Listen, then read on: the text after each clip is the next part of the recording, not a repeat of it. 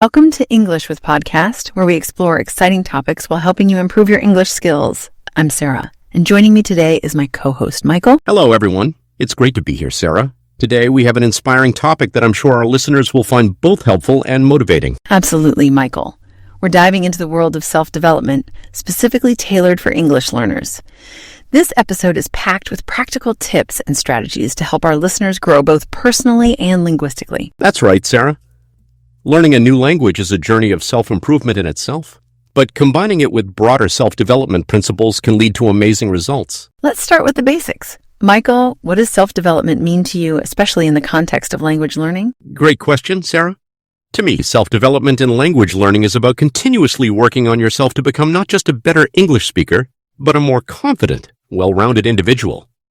It's about setting goals, developing good habits, and pushing yourself out of your comfort zone. That's a great perspective. It's not just about memorizing vocabulary or grammar rules, but about personal growth as a whole. Exactly.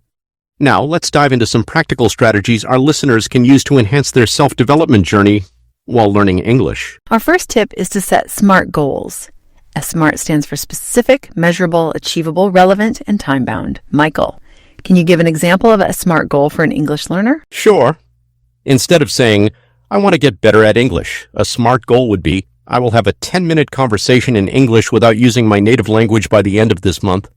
This goal is specific, measurable, achievable, relevant to language learning, and has a deadline. That's an excellent example. Setting SMART goals gives learners a clear target to work towards and helps them track their progress. Absolutely. Our next tip is to develop a growth mindset. This means believing that your abilities and intelligence can be developed through dedication and hard work. That's crucial in language learning. Many people get discouraged when they make mistakes, but having a growth mindset helps you see those mistakes as opportunities to learn and improve. Exactly, Sarah. Embracing challenges and viewing them as chances to grow can make a huge difference in your language learning journey. Now, let's talk about the power of habits. Creating positive habits can significantly boost your self-development and language learning efforts. Definitely. One effective habit is to engage with English content daily, even if it's just for 15 minutes. This could be reading an article, watching a YouTube video, or listening to a podcast like this one. That's a great habit to develop. Consistency is key in language learning. Another powerful habit is journaling in English. It helps improve writing skills and serves as a tool for self-reflection. Absolutely. Journaling can also help learners track their progress and identify areas they need to work on. Our next tip is to practice mindfulness.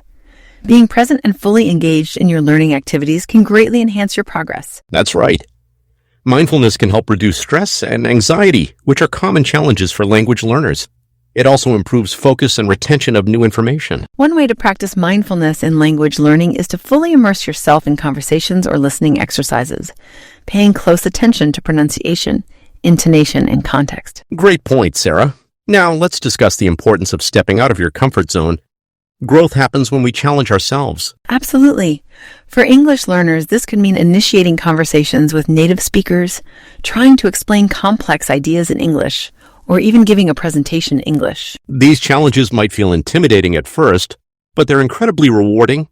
Each time you step out of your comfort zone, you're not only improving your English, but also building self-confidence. That's so true, Michael.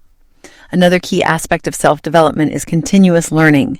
This applies not just to language skills, but to broadening your knowledge in general. Exactly. Reading books, watching documentaries, or taking online courses in English can expand your vocabulary and knowledge base while improving your language skills. And don't forget about the power of visualization. Imagining yourself confidently speaking English can actually help make it a reality. That's a great point. Visualization techniques can boost motivation and help overcome the fear of speaking a new language. As we wrap up, let's remind our listeners that self-development and language learning go hand in hand. By working on yourself, you're also improving your English and vice versa. Absolutely, Sarah. Remember, it's a journey. Be patient with yourself, celebrate small victories, and keep pushing forward. Thank you, Michael, for these insightful tips. And thank you, listeners, for joining us today on English with Podcast. We hope this episode has inspired you to take your self-development and English learning journey to the next level. If you enjoyed this episode, don't forget to subscribe to our channel and leave a comment sharing your own self-development tips. Until next time, keep learning and growing. Goodbye, everyone. And remember, every step forward is progress.